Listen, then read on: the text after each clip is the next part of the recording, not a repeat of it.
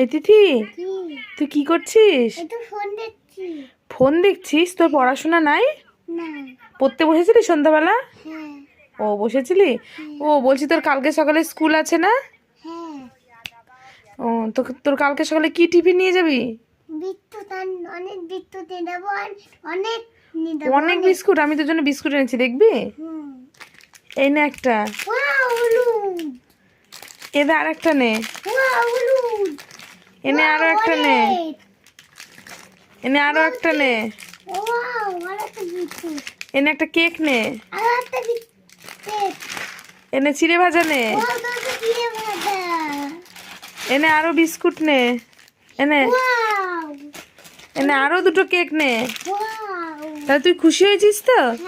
দেখি কত কিছু। ও আরো একটা আছে? আচ্ছা নে।